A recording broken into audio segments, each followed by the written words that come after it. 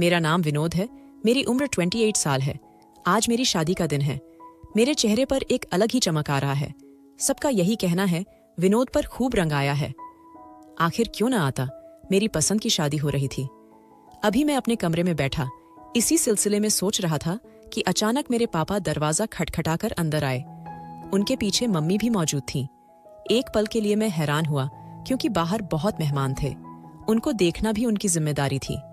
मैं भी अभी दोस्तों से निकलकर बहुत मुश्किल से कमरे में आकर बैठा था ताकि थोड़ी देर आराम कर सकूं, क्योंकि लंबा फंक्शन था जिसमें मैं थक जाता। पापा को देखकर मैं फौरन अपनी जगह से खड़ा हो गया। पापा मुझे देखते हुए बोले, बैठ जाओ, तुमसे एक बहुत जरूरी और लंबी बात करनी है। मैं हैरान हुआ। मम्मी के चेहरे के रंग भी उड़े हुए थे। मेरा दिल बुरी तरह से घबरा गया था। शादी के दिन चल रहे थे। अगर कोई ऊंच नीच हो जाती तो बहुत बड़ा प्रॉब्लम पैदा हो सकता था। पापा मुझे देखते हुए बोले, मैं जानता हूं तुम्हें यह बात से थोड़ी प्रॉब्लम होगी, मगर यह हकीकत भी है। पापा एक लंबी भूमिका बांध रहे थे। मैं उन्हें देखते हुए फौरन बोला, आपको लंबी भूमिका बांधने की जरूरत नहीं है। जो बात कहनी है आप बोल सकते हैं, क्योंकि आप मेरे बाप हैं। आप हुक्म करें, मैं आपके सामने वह हर चीज ला दूंगा। ऊपर वाले का दिया मेरे पास सब कुछ था। मुझे किसी चीज की जरूरत नहीं थी, इसीलिए मैं बिल्कुल बेफिक्र होकर बोला था। पापा ने अचानक मेरा हाथ पकड़ लिया और मेरा चेहरा देखते हुए बोले, तुम्हारी होने वाली पत्नी हम दोनों के पास शादी से 5 दिन पहले आई थी। मेरे माथे पर बल आए और मैं हैरान होकर पापा की बात सुन रहा था, क्योंकि वाकई यह मेरे लिए काफी हैरान कर देने वाली बात थी। भला पापा के पास रागिनी क्यों आई होगी? मैं उससे पसंद की शादी कर रहा था। अब तक जो भी दिक्कत थे हम दोनों ने मिलकर तय किए थे, मगर अचानक से रागिनी का पापा के पास आना मुझे हैरत के समंदर में डूबा चुका था। मैं कुछ और कहता, इससे पहले ही पापा बोले, पहले मेरी बात सुन लो, उसके बाद जो तुम्हें कहना है तुम बोल लेना। मैंने उन्हें खामोश रहने में ही राहत जानी थी। मैं पापा को बहुत गौर से सुन रहा था और फिर जो बात उन्होंने मुझे कही वह सुनकर मैं हैरान रह गया। मैं पापा को फटी फटी निगाहों से देखने लगा कि ऐसा कैसे हो सकता है। मेरे और रागिनी के बीच ऐसी कोई बात नहीं हुई थी। हमने ऐसी कोई डील नहीं की थी। मैं मरते दम तक भी इस चीज के लिए हाँ नहीं बोल सकता था, क्योंकि यह सारी जिंदगी का मामला था। मुझे चुप देखकर मेरी मम्मी ने कंधे पर हाथ रखा था और मोहब्बत से बोली थी, देखो बेटा, शुरू में मुझे भी यह बात बुरी लगी थी, क्योंकि यह बात बहुत ही नासमझ वाली है, मगर तुम्हारी पत्नी अब तुम्हारी है, उसके दिक्कत भी तुम्हारे हैं, इसीलिए तुम्हें समझौता करना ही पड़ेगा। उसका तुम्हारे सिवा कोई नहीं है। तुमने ही यह लड़की पसंद की है, तो अब यह सब चीजें तुम्हें बर्दाश्त करनी पड़ेगी। जबकि मैं बिल्कुल चुप हो गया था। रागिनी ने मुझसे ऐसी कोई बात क्यों नहीं की? मैं सिर्फ यह सोच रहा था। पापा मेरे कंधे को थपथ पाकर चले गए थे, जबकि मैं गहरी सोच में डूब गया था। रागिनी अपने ताया के साथ रहती थी। वह और उसकी छोटी बहन सोनल, जिसकी उम्र 16 साल थी और वह दिमागी तौर पर अपाहिज थी। उसको कुछ समझ नहीं आता था। वह बच्ची पागल थी। पैदाइश से ही उसके साथ दिक्कत थे। यह बात मुझे अच्छी तरह मालूम थी। मुझे यही लगा था कि रागिनी जब मेरे पास आ जाएगी तो उसकी देखभाल उसके ताया करेंगे। मगर अचानक से रागिनी का यह कहना कि मैं अपनी बहन को अपने साथ दहेज में लेकर आऊंगी, यह बात मुझे थोड़ी चुभ रही थी। मेरे घर में हिसाब से कमरे थे। अगर अब रागिनी की बहन भी हमारे पास आ जाती तो वह कहाँ रहती? यही चीज मुझे परेशान कर रही थी। थोड़ी देर और गुजरी थी जब अचानक मेरा मोबाइल रिंग हुआ था। मैंने फौरन मोबाइल उठाया था, क्योंकि रागिनी की ही कॉल थी। वह कुछ कहती, इससे पहले ही मैं बोला था, ये तुम क्या बात करके गई हो पापा से? वह मेरे पास आकर किस तरह की बातें कर रहे हैं? हमारे बीच तो ऐसी कोई डील नहीं हुई थी। मैं कुछ और कहता, इससे पहले ही रागिनी बोली थी, मैं जानती हूं विनोद, तुम्हें यह बात बर्दाश्त नहीं हो रही होगी, लेकिन मैं मजबूर हूं। मेरी बहन का मेरे अलावा और कोई नहीं है। मैं ताया के पास अपनी बहन को कैसे छोड़ दूं? वह जवान है, मेरे अलावा उसका कोई ख्याल नहीं रख सकता। तो मेरी बात समझने की कोशिश करो। अगर तुम यह मांग पूरी नहीं कर सकते तो माफ करना, मैं यह शादी भी नहीं कर सकती, क्योंकि मेरी सिर्फ यही एक शर्त है। यह बोलकर उसने मोबाइल रख दिया था। 2 दिन बाद मेरी शादी थी और इस तरह की बात सुनकर मैं झटके में आ गया था। काफी देर तक मैं सिर पकड़कर यही सब सोचता रहा था और फिर अचानक मेरी आंखों में चमक आई थी। कुछ सोचकर मैंने अपना सिर हाँ में हिलाया था। अगर ऐसा हो जाता है तो मेरा बहुत फायदा हो जाएगा। मैंने दिल ही दिल में एक बेहतरीन योजना तैयार कर ली थी।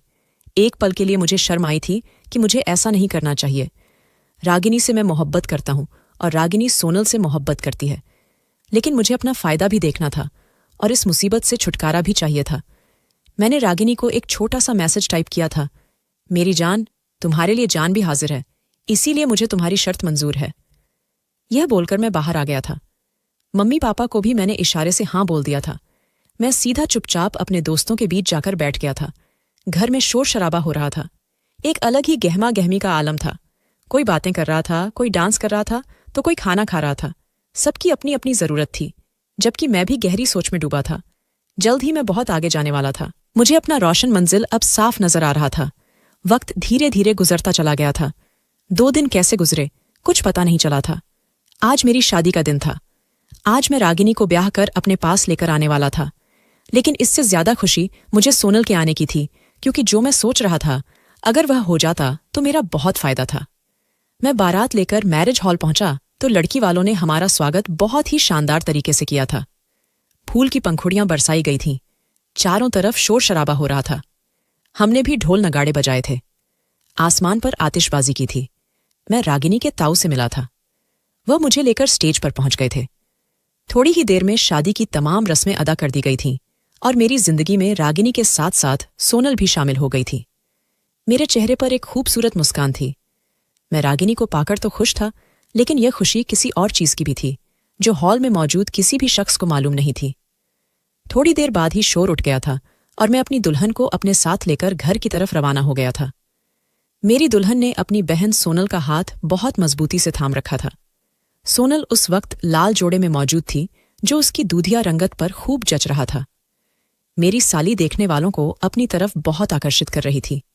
अगर वह दिमागी तौर पर ठीक होती तो लड़कों पर कहर ढा देती। मैंने कई लड़कों को देखा था जो उसे घूर कर देख रहे थे। आखिर वह थी ही इतनी खूबसूरत। अभी अभी उसने जवानी की दहलीज पर कदम रखा था। यह रंग रूप तो आना ही था।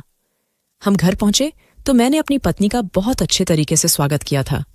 माँ ने कुछ पारिवारिक रस्में अदा की थीं। इसके बाद मैं रागिनी का हाथ थामकर अपने कमरे की ओर बढ़ चुका था। पीछे से सोनल भी उसके पीछे आई थी, लेकिन मेरी मम्मी ने उसे थाम लिया था और मुझे इशारा किया था कि तुम चले जाओ। एक पल के लिए रागिनी ने दरवाजे के पास रुककर सोनल को एक नजर देखा था, मगर वह बेहद मजबूर थी और मैं भी आज की रात कोई रियायत नहीं देना चाहता था, क्योंकि यह मेरी जिंदगी की सबसे खूबसूरत रात थी। मैं अपनी पत्नी को लेकर अपने कमरे के अंदर दाखिल हो गया था। मैं अभी रागिनी से कोई बात करता, इससे पहले ही वह परेशान अंदाज में बोली थी, आप बाहर जाकर एक बार अपनी मम्मी को बोल दें कि उसका ख्याल रखें, वह मेरे बिना नहीं रह सकती है, परेशान हो जाएगी। वह कुछ और कहती, इससे पहले ही मैंने उसके होठों पर अपनी उंगली रख दी थी और उसकी आंखों में देखते हुए बोला था, अरे आप क्यों परेशान होती हैं, आप बैठो, मैं देखकर आता हूं। मैं बाहर आया तो मम्मी सोनल से छोटी छोटी बातें कर रही थीं, जो वह सिर झुकाकर बता रही थी। मैंने मां को अपनी तरफ आने का इशारा किया। वह तुरंत उठकर मेरे पास आ गई थी। मैं उनके कान में सरगोशी भरी आवाज में बोला था, ध्यान रखना इस पागल का, इसकी बहन अंदर मुझे परेशान कर रही है। मम्मी ने मेरे बालों में हाथ फेरा था और मोहब्बत भरे अंदाज में बोली थी, तुम परेशान मत हो, मैं देख लूंगी, यह मेरे पास ही सो जाएगी, कल तक इसका भी कमरा तैयार कर देंगे। मैंने सिर को हल्की सी हिलाया था और अपने कमरे के अंदर आ गया था। मेरी पत्नी परंपरागत दुल्हनों की तरह बैठी हुई थी। मैंने कमरे को अंदर से बंद कर दिया था। वह रात मेरे लिए मेरी सबसे हसीन रात थी। मैंने अपनी तमाम हसरतें पूरी की थीं। अगली सुबह जब मैं बिस्तर से उठा तो मेरी पत्नी कमरे के अंदर मौजूद नहीं थी। मैं हैरान रह गया था, क्योंकि सुबह सुबह वह कहाँ जा सकती थी। उसके लिए उसका ससुराल नया था। मैंने बाथरूम की ओर देखा तो बाथरूम का दरवाजा बंद था और लाइट्स भी बंद थीं, यानी रागिनी कमरे से बाहर गई थी। मैं फौरन उठकर बैठ गया था, क्योंकि हमारे परिवार में यह रस्म थी कि शादी की सुबह दूल्हा दुल्हन एक साथ कमरे से बाहर जाते हैं, और यही चीज अच्छी भी लगती है। मुझे अचानक परेशानी हुई और मैं फौरन कमरे से बाहर आया। सामने ही लिविंग रूम में रागिनी सोनल को अपने हाथ से खाना खिला रही थी, जबकि सोनल उसे न जाने कौन सी बातें बता रही थी, जिस पर रागिनी खूब हंस रही थी। शुक्र था कि अभी कोई नहीं उठा था, इसीलिए मैं फौरन उन दोनों के पास पहुंच गया। रागिनी मुझे उठता देख फौरन अपनी जगह से खड़ी हो गई थी। वह कुछ कहती, इससे पहले ही मैंने उसका बाजू पकड़ा और उसे देखते हुए बोला, तुम्हारा दिमाग ठीक है? यहां क्या कर रही हो? अगर किसी ने देख लिया तो क्या सोचेगा। हमारे परिवार में इस बात को बहुत बुरा माना जाता है। लड़की, चलो अंदर। ये बोलकर मैंने उसका हाथ पकड़ा तो फौरन ही सोनल ने मेरा हाथ थाम लिया था और मुझे देखते हुए बोली थी, दूल्हे जीजू, छोड़िए मेरी बहन को, हम खाना खा रहे थे, आप भी खा लीजिए। वह इतनी मासूमियत से बोली थी कि कुछ पल के लिए मुझे शक हुआ था कि यह लड़की पागल नहीं है।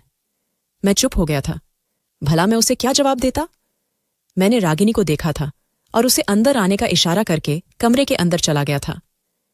मेरा दिमाग अजीब सी उलझन का शिकार था। क्या मुझे यह करना चाहिए था? क्या यह मुझ पर झंचेगा? वह लड़की बहुत मासूम है। यही बात मेरे दिमाग में बार बार आ रही थी, जो मुझे परेशान कर रही थी। लेकिन मैं बेहद मजबूर था। मैं रागिनी के साथ इस लड़की को बर्दाश्त नहीं कर सकता था। मेरी शादीशुदा जिंदगी पर भी बहुत असर पड़ रहा था और मुझे मालूम था कि अभी तो मम्मी सोनल को बर्दाश्त कर रही थीं, लेकिन जैसे ही थोड़ा वक्त गुजर जाएगा उनकी आंखों में भी वह चुभना शुरू हो जाएगी। और यही वजह थी कि मैं जल्द से जल्द उसे ठिकाने लगाना चाहता था। थोड़ी देर बाद ही रागिनी कमरे के अंदर आ गई थी और मुझसे काफी खफा नजर आ रही थी। मैंने उसे देखकर सादे शब्दों में कहा था, ख्याल करना, तुम अपने मायके में नहीं, अब ससुराल में हो। यह बोलकर मैं वापस आंखें बंद करके लेट गया था। मेरी आंख सुबह 10 बजे के करीब खुली। रागिनी शीशे के सामने बैठी तैयार हो रही थी। मैं भी उठ गया था और तुरंत ही कपड़े वगैरह बदलने के लिए वॉशरूम चला गया था। मैं बाहर आया तो रागिनी तुरंत ही आईने के सामने से उठकर जूते पहनने जाने लगी थी। तब मैंने उसका हाथ पकड़ लिया था और उसे देखते हुए बोला था, देखो, अगर तुम्हें मेरी बात बुरी लगी है तो मैं माफी चाहता हूं। मैं सिर्फ तुम्हारे लिए ही बोल रहा था ताकि तुम्हें परेशानी न हो। जब तुम्हें परिवार की औरतें बातें सुनाएंगी तो तुम जवाब नहीं दे पाओगी, इसलिए मैं चाहता था कि तुम हर हाल में सुरक्षित रहो। मेरी बात सुनकर रागिनी ने नरम अंदाज में कहा था, मैं जानती हूं, सब बातों का मुझे इल्म है, लेकिन मैं मजबूर हूं। मेरी बहन मुझसे बहुत करीब है और बहुत प्यार करती है। जिस तरह मैं आपके परिवार के लिए अजनबी हूं, उसी तरह उसके लिए भी यह परिवार बहुत अजनबी है। मेरी बात को समझने की कोशिश करिएगा। अगर आप थोड़ा समझौता कर लेंगे तो मुझे अच्छा लगेगा और मैं हमेशा आपसे वफादार रहूंगी। उसने यह बात नम आंखों से बोली थी, जबकि मैं चुप हो गया था। मैंने उसका हाथ भी छोड़ दिया था और अपने आप को संवारने लगा था। मैं और अधिक उलझता जा रहा था। दिल एक अजीब सी डगर पर चल रहा था। मुझे बार बार यही सब बातें सताने लगी थीं कि जब मैं वह हरकत करूंगा तो रागिनी को कैसे संभालूंगा। यह बात तो तय थी कि मैं रागिनी को कुछ नहीं बताने वाला था, लेकिन डर इस बात का था कि जब मैं वह काम कर जाऊंगा तो रागिनी को कैसे संभालूंगा। समय धीरे धीरे गुजरता चला गया था। मेरी शादी को 1 हफ्ते का समय बीत गया था। मैंने धीरे धीरे रागिनी की बहन सोनल के साथ वक्त बिताना शुरू कर दिया था। उससे बातें करने लगा था। वह ज्यादा किसी से बात नहीं करती थी, बस अपनी बहन से ही बात किया करती थी। उससे ही फरमाइश करती थी, उसके पास ही जुड़कर बैठती थी, जबकि मैं सिर्फ मुस्कुरा देता था। यह बातें मुझे बहुत बुरी लगती थीं, क्योंकि मेरी नज़र में रागिनी सिर्फ मेरी थी, लेकिन उसकी बहन का उसके करीब आना, उससे बातें करना मुझे बहुत बुरा लगता था। मेरी मम्मी ने भी 2 बार मुझसे शिकायत की थी कि यह अच्छी आदत नहीं है। हर वक्त तुम्हारी बीवी अपनी पागल बहन के आसपास घूमती रहती है। हालांकि वह अपने ससुराल आई है, उसे चाहिए कि हम सबकी सेवा करे, हमारे आगे पीछे घूमे, लेकिन उसकी नज़र में हमारी कोई वैल्यू नहीं है। मैंने रागिनी को दबे अंदाज में समझाया भी था, लेकिन उसे मेरी बात समझ नहीं आ रही थी और इन्हीं सब चीज़ों की वजह से मेरे इरादे और मजबूत होते जा रहे थे। आज रविवार का दिन था। मामूली तौर पर मेरी छुट्टी थी। मैं लिविंग रूम में बैठा अपना मोबाइल इस्तेमाल कर रहा था, जब अचानक सोनल न जाने कहां से मेरे बराबर में आकर बैठ गई और मुझे देखते हुए बोली, जीजू, क्या कर रहे हैं आप? मैंने गर्दन मोड़कर देखा तो कुछ पल के लिए अपनी जगह पर स्तब्ध रह गया। वह इतनी खूबसूरत लग रही थी कि कुछ पल के लिए दिल में ऐसा ख्याल आया कि काश मेरी बीवी रागिनी की जगह सोनल होती। मगर मैंने तुरंत अपना सर झटक दिया और उसे देखते हुए बोला, मेरे साथ पार्क चलोगी? न जाने मेरे दिमाग में अचानक से क्या ख्याल आया था कि मैंने यह पूछ लिया। हालांकि अभी मेरा वह सब करने का इरादा नहीं था, लेकिन आज मौका अच्छा था। मेरी बीवी काम में व्यस्त थी, जबकि सोनल भी आज बहुत अच्छी लग रही थी, इसलिए मैंने मौके का फायदा उठाने का सोचा था। मम्मी और पापा भी काम से गए हुए थे और यही एक वह वक्त था जब मैं अपनी ख्वाहिश को पूरा कर सकता था। मेरी साली ने तुरंत सर हाँ में हिलाते हुए कहा था, मुझे रागिनी दीदी ने बताया था कि आप जो बोलेंगे मुझे करना होगा। आप मेरे बड़े भाई हैं। मैं रागिनी दीदी को बताकर आती हूँ, फिर हम दोनों साथ चलेंगे। वह बिल्कुल बच्चों के अंदाज में बोलकर अपनी जगह से खड़ी हुई थी और मैंने तुरंत डर कर उसका हाथ पकड़ लिया था। उसने मुझे हैरानी से देखा था, जबकि मैं उसे अपने बराबर में बिठाते हुए अपनी बातों में उलझाने लगा था।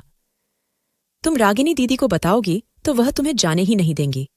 कल रात ही वह मुझे बोल रही थी कि सोनल अब कहीं नहीं जाएगी, वह घर में रहेगी। बाहर जाती है तो बहुत ज्यादा खेलती है, फिर गिरकर चोट लगा लेती है। इसीलिए अच्छा है कि तुम मेरे साथ चलो, हम तुम्हारी दीदी को आकर बता देंगे। मेरी बात सुनकर वह थोड़ी देर सोचने लगी। मैं बार बार अपने कमरे की तरफ देख रहा था कि कहीं रागिनी बाहर ना आ जाए, क्योंकि अगर रागिनी बाहर आ गई तो बहुत समस्याएं पैदा हो सकती थीं। कुछ पल बाद वह दोबारा बोली थी, मगर दीदी मारेंगी।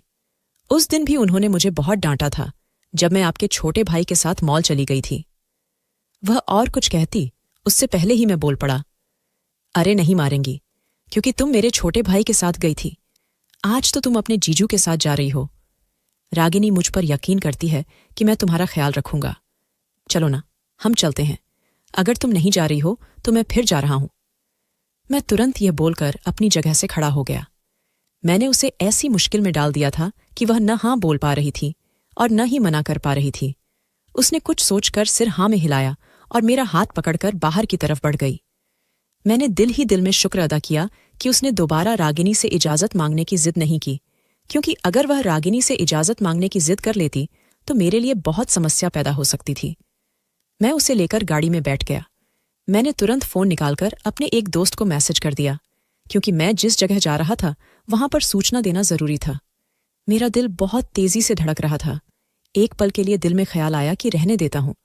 फिजूल में रागिनी परेशान हो जाएगी, इस बच्ची की जिंदगी भी तबाह हो जाएगी। लेकिन अगर मैं यह न करता तो मेरी जिंदगी और ज्यादा मुश्किलों में पड़ सकती थी। मम्मी का दबाव, सबके ताने, मेरी जिंदगी में इस लड़की का बार बार हस्तक्षेप, और फिलहाल मुझे पैसों की भी जरूरत थी। और यही आखिरी बात थी जिसने मुझे किसी भी हालात से टकराने के लिए तैयार कर दिया। मैं सोनल को लेकर शहर की तरफ गामजन हो गया। मेरे हाथ पांव अजीब तरह से कांप रहे थे। अचानक ही रागिनी का फोन आने लगा। मेरे हाथ पांव और ज्यादा सुन्न हो गए। मैंने सोनल की तरफ देखा तो वह बाहर गाड़ियों को देखने में व्यस्त थी। मैंने फोन उठाकर कान पर लगा लिया। वह तुरंत ही बोली, आप कहाँ पर हैं? आज तो हम दोनों ने शॉपिंग के लिए जाना था। सोनल के कपड़े भी खत्म हो गए हैं, 2-4 सूट उसके भी लूंगी, अब जल्दी से आ जाएं। मैं तुरंत बोला, हाँ मैं आ रहा हूं, दोस्त की तरफ जा रहा हूं, तुम परेशान ना हो, थोड़ी देर में आता हूं, फिर हम दोनों साथ चलेंगे। वह यह कहकर फोन रख चुकी थी। मैंने एक और निगाह सोनल पर डाली और गाड़ी की रफ्तार को तेज कर दिया। एक लंबा सफर तय करने के बाद मैं एक ऐसी जगह पहुंच गया जहां से शरीफ लोग गुजरना भी अपनी तौहीन समझते हैं। बहुत ही गहमा गहमी वाली जगह थी। मैंने गाड़ी को पहले ही पार्क कर दिया और सोनल को उतरने का इशारा किया। सोनल मुझे देखते हुए तुरंत बोली, जीजू, हम कहाँ आ गए हैं? हम तो पार्क जाने वाले थे। वह और कुछ कहती उससे पहले ही मैं बोल पड़ा, अरे बुद्धू, यह पार्क ही है, आगे जाकर। यहां तो बहुत भीड़ हो रही है, मैं गाड़ी यहां से नहीं निकाल सकता, तुम उतरो। मैं उसे बहलाते हुए उतर गया और उसका हाथ थामकर सामने की तरफ बढ़ने लगा। वह बड़ी सी हवेली मेरी मुंतजिर थी। वहां खड़ी हुई नर्तकियां और तवायफें मेरी राह तक रही थीं। मेरा दिल अजीब से अंदाज में धड़क रहा था। कदम भारी हो गए थे। आज मैं अपनी 16 साल की साली को यहां कोठे पर बेचने आया था। इसके बदले मुझे एक मोटी रकम मिल सकती थी। यह लड़की हमेशा हमेशा के लिए मेरी जिंदगी से जा सकती थी, और यही कुछ बातें थीं जो मुझे यह कदम उठाने पर मजबूर कर गई थीं। मैं हवेली के करीब आया तो एक तवायफ मुझे देखते हुए बोली, फनौत है? मैंने सिर को हल्की झुकाकर इशारा किया। वह मुझे अपने पीछे आने का इशारा करके अंदर की तरफ बढ़ गई। सोनल ने मेरा हाथ बहुत जोर से थाम रखा था। जैसे ही हम हवेली के अंदर दाखिल हुए तो सामने ही एक मास्टर बैठा हुआ था जो ढोल बजा रहा था।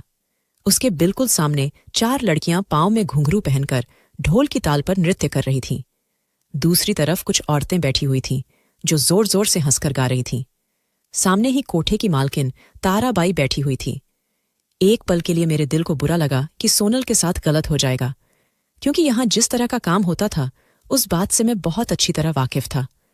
मैं पास गया तो वह औरत तुरंत ही उठकर बैठ गई और सोनल को ऊपर से नीचे तक देखते हुए बड़े ही अजीब अंदाज में बोली, छोरी तो बड़ी कमाल है, उम्र क्या है इसकी? मैं तुरंत बोला, 16 की है। मेरी बात सुनकर ताराबाई के चेहरे पर मुस्कान फैल गई और वह खुश होते हुए बोली, यानी जवान है। इसके मैं तुझे सिर्फ 2 लाख दूंगी, इससे ज्यादा नहीं दे सकती।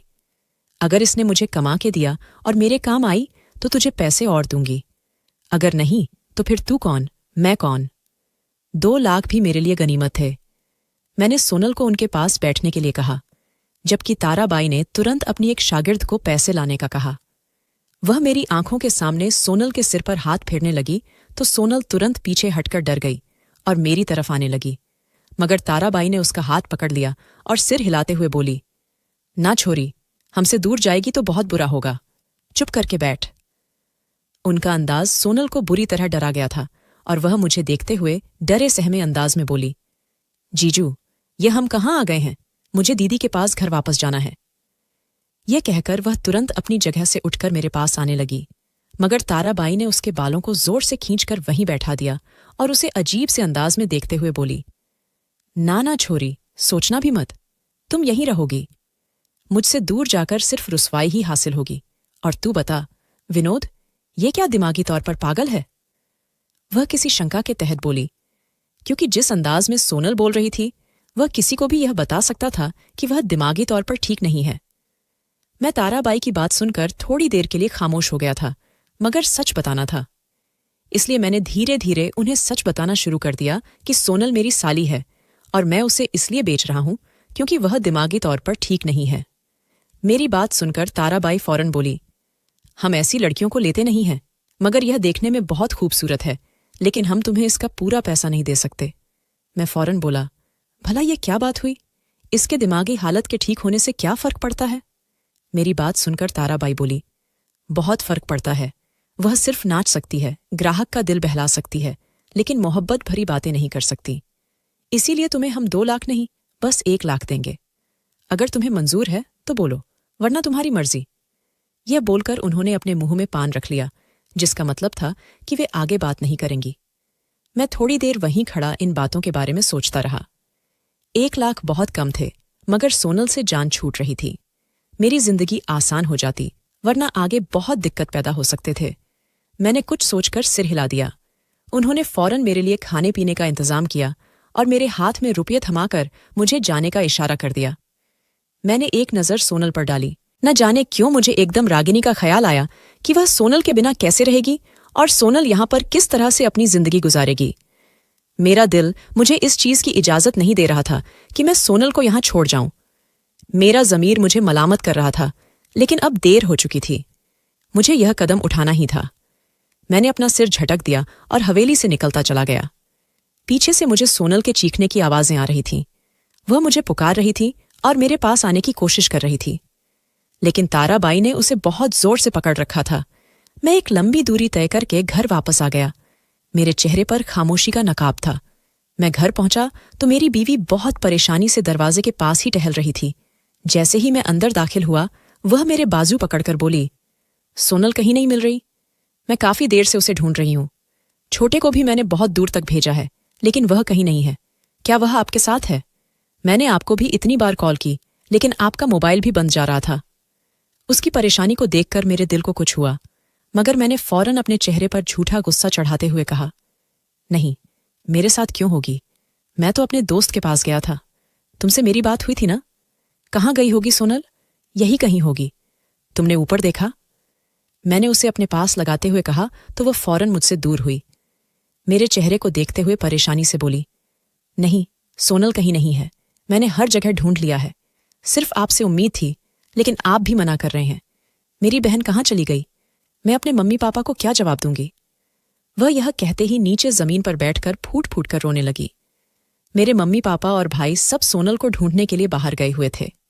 थोड़ी देर बाद उन्होंने भी आकर यही कहा कि सोनल का कोई पता नहीं चल रहा। हमने करीबी घरों में भी सोनल को ढूंढा है, लेकिन वहां से भी कोई सुराग नहीं मिला। मेरी बीवी फौरन अपनी जगह से खड़ी हुई और मुझे देखते हुए बोली, विनोद, फौरन आप पुलिस को इत्तला करें। वह मेरी बहन को ढूंढ कर लाएगी। मुझे कुछ नहीं पता, मुझे सोनल चाहिए। उसका दीवानापन देखकर मुझे अब थोड़ा सख्त बनना पड़ा, नहीं तो मामला बिगड़ सकता था। मैंने रागिनी को देखते हुए थोड़ा गुस्से में कहा, चुप हो जाओ, बकवास करने की कोई जरूरत नहीं है। कोई पुलिस को सूचना नहीं दी जाएगी। तुम्हारी बहन दिमागी तौर पर पागल थी, हो सकता है कहीं इधर उधर निकल गई हो, शाम तक वापस लौट आए, और अगर नहीं भी आई तो समझ जाओ कि वह भाग चुकी है, वह नहीं आएगी अब वापस। तुम दिमागी तौर पर क्या पागल हो चुकी हो? पुलिस को सूचना देकर मुझे अपने परिवार की बदनामी नहीं करनी है। मैं एकदम गुस्से से बोला। तो रागिनी बुरी तरह सहम कर मुझे देखने लगी थी। पापा ने मेरे कंधे पर हाथ रखा था और नरम अंदाज में बोले थे, हमें एक बार पुलिस में सूचना कर देनी चाहिए।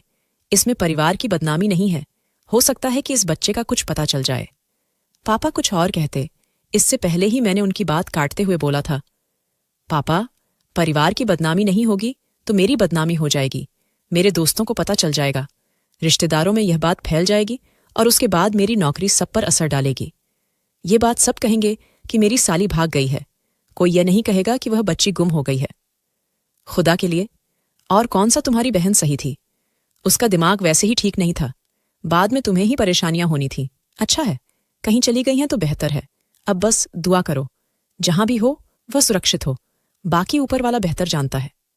मैं यह बोलकर अपने कमरे के अंदर चला गया था।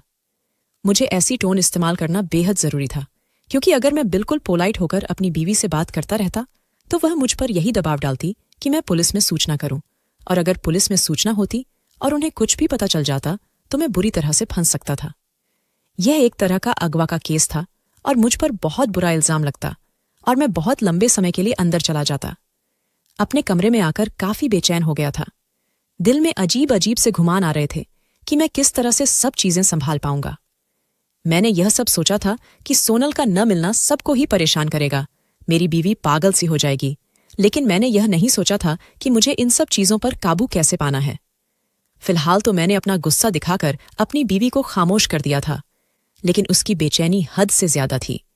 वह रात भर नहीं सोई थी, कभी बाहर जाती, कभी कमरे के अंदर टहलीती, तो कभी लाउंज में चली जाती। मुझे एक पल के लिए दुख भी हुआ था, क्योंकि मैं रागिनी से बहुत प्यार करता था, लेकिन पैसों के लिए मुझे यह सब करना बेहद जरूरी था।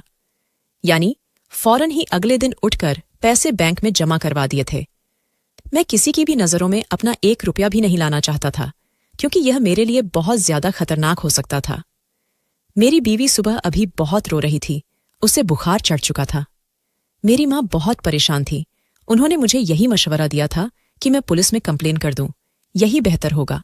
लेकिन मैं किसी भी कीमत पर राजी नहीं था, क्योंकि मुझे यही डर था कि अगर पुलिस को पता चल गया तो मामला बढ़ सकता है, और मैं मामले को बढ़ाना चाहता ही नहीं था। अगली सुबह जब मैं बैंक से वापस आया तो रागिनी के ताऊ भी लाउंज में बैठे हुए उसे तसल्ली दे रहे थे। मुझे देखते ही वे अपनी जगह से खड़े हो गए थे, जबकि मैंने अपने चेहरे के झावियों को बदल लिया था, क्योंकि अगर मैं उनके सामने जरा भी नरम पड़ जाता तो वह मुझे पुलिस में कंप्लेन करने के लिए कायल कर लेते, और मैं यह किसी कीमत पर भी नहीं चाहता था। मुझे देखते ही वह फौरन मेरे करीब आए थे और मुझे गले से लगा लिया था। कदमों की हैसियत से वह मुझे बहुत इज्जत दे रहे थे। वह मुझे देखते हुए बहुत ही नरम अंदाज में बोले थे, मैं आपकी बात और आपके पापा की बात को समझ रहा हूं। इज्जत का मामला तो है, लेकिन हमारे घर की बच्ची का मामला है। अगर आप पुलिस कंप्लेन नहीं करना चाहते तो मैं कर देता हूं। यह बात सुनकर तो मेरी हवा सूख चुकी थी और मैं फौरन ही अपने तासुरात पर काबू पाकर बोला था, आप लोग क्या चाह रहे हैं, मेरी नौकरी चली जाए? अगर ऐसी बात है तो आप जाकर कंप्लेन कर दें, मेरा पूरा करियर बर्बाद हो जाएगा। सिर्फ आपकी एक कंप्लेन से और कुछ नहीं होगा, न सोनल मिल पाएगी और न ही कुछ और होगा। सिर्फ मेरी बदनामी होगी और मेरी नौकरी चली जाएगी। आप नहीं जानते मेरी किस नौयती की नौकरी है। हमारी नौकरी के अंदर इन सब चीजों को बहुत ज्यादा तरजीह दी जाती है कि परिवार कैसा है, वहां पर क्या सिस्टम है। मेरी बात सुनकर ताया चुप हो गए थे। वह इन तमाम मामलों को समझते थे, इसीलिए उन्होंने रागिनी को भी समझाया था कि बेहतर ही है। अगर सोनल चली गई है तो इसमें भी खुदा की मर्जी समझो। बस दुआ करो कि वह जहां भी है सुरक्षित हो, उसके साथ कुछ गलत न हो सकता है कुछ दिनों में वह खुद ही वापस आ जाए। मेरी बीवी किसी भी तरह से कुछ भी मानने को तैयार नहीं थी। उसका हाल बेहाल हो रहा था, लेकिन अब मुझे थोड़ा बड़ा फैसला लेना था, इसके बाद ही कुछ हो सकता था। मैंने अपनी बीवी को देखते हुए सब तरह के अंदाज में बोला था, अगर तुम्हें इतने ही दिक्कत हो रहे हैं तो देखो, तुम अपने ताया के साथ उनके घर चली जाओ और हमेशा वहीं रहना। फिर मेरा न तुमसे कोई वास्ता होगा और न ही मेरी कोई बदनामी होगी। और अगर अब तुमने फिर इस सिलसिले में बात की तो मैं कोई सख्त कदम उठाने पर मजबूर हो जाऊंगा। ये बोलकर मैं अपने कमरे में चला गया था। मैं जानता था कि मैं बहुत बड़ी बात कर चुका हूं, लेकिन मुझे मालूम था कि इस बात के बाद मेरी बीवी और कोई दूसरी बात नहीं करेगी, और ऐसा ही हुआ था। वक्त धीरे धीरे गुजरता जा रहा था। तकरीबन 15 दिन बाद मुझे अचानक एक फ़ोन कॉल आई थी। मैंने नंबर देखा तो वह अनजान था। मैं अब बहुत ज्यादा मुश्तैद रहता था। मैंने कोई छोटा काम नहीं किया था, बल्कि एक लड़की को बेचा था। भले ही मेरी बीवी की मानसिक हालत ठीक नहीं थी, लेकिन मैं अब मस्त था, क्योंकि मेरी बीवी की नज़र सिर्फ अब मुझ पर रहती थी। मैंने फ़ोन उठाया तो सामने से ताराबाई खिलखिलाकर बोली थी, ए लड़के, तूने तो हमें सोने की चिड़ियां दे दी है। उसने तो मेरा धंधा चमका दिया है। मैंने तय किया है कि तुझे पूरे 10 लाख दूंगी। चल तू मेरे कोठे आ, मैं तुझे दे देती हूं। मैं यह बात सुनकर हैरान रह गया था। मैं कुछ कहता इससे पहले ही वह फ़ोन बंद कर चुकी थी, जबकि मैं हैरत के समंदर में गोताजन था कि मुझे इतनी बड़ी रकम दी जा रही है। मैं तो फूले नहीं समा रहा था। मैंने फौरन अपनी जगह से खड़ा हो गया था। मैं जानता था कि काम इस तरह के ही होते हैं। जब लड़की पैसा कमाकर देना शुरू कर देती है तो ये कोठे वाले पैसे और अधिक देते हैं। इसीलिए मैं जल्द ही अपने सभी काम छोड़कर शहर की तरफ गामजन हो गया था। लेकिन मुझे यह बात मालूम ही नहीं थी कि वहां जाने के बाद मेरे साथ क्या होने वाला है, मैं किस मुश्किल में फंसने वाला हूं। मैं जैसे ही वहां पहुंचा तो दरवाजे पर वही तवायफ खड़ी हुई थी जो पहले दिन मुझे अंदर लेकर गई थी। वह मुझे देखते ही बोली, अरे आ गए बाबू, तुम चलो आओ अंदर, तुम्हारी ताराबाई बड़ी जोर से इंतजार कर रही है। उसके अंदाज में अजीब सी मानी खेजी थी। दिल किया कि मैं अंदर न जाऊं। न जाने क्यों मेरी छठी हंसी मुझे संकेत दे रही थी कि कुछ गलत है, मगर मैं फिलहाल पैसों की लालच में इतना अंधा हो चुका था कि मैंने सारी चीजों को भूलकर उसके पीछे चल पड़ा था। अभी मैं 4 कदम ही आगे बढ़ा था कि सामने का मंजर देख मेरे रोंगटे खड़े हो गए थे। मेरी बीवी ताराबाई के बराबर में ही बैठी हुई थी और अपनी बहन को सीने से लगा रखा था। मैं कुछ पल के लिए अपनी जगह पर खड़ा रह गया था। मुझे कुछ समझ नहीं आ रहा था कि मैं क्या करूं। अचानक ही मेरी बीवी अपनी जगह से खड़ी हुई थी और मुझे समझने का मौका दिए बिना उसने घुमाता हुआ जनाटेदार थप्पड़ मेरे मुंह पे रसीद किया था। थप्पड़ की गूंज पूरे कोठे में गूंज उठी थी। वह मेरा गिरेबान पकड़ते हुए बोली थी, तुम्हारी हिम्मत कैसे हुई मेरी बहन के साथ ये घिनौना खेल खेलने की? मैं तुम्हारा कत्ल कर दूंगी, बेशर्म इंसान, खुदा तुम्हें बर्बाद करे। ये बोलते हुए उसने मुझे पीछे की तरफ धक्का दे दिया था।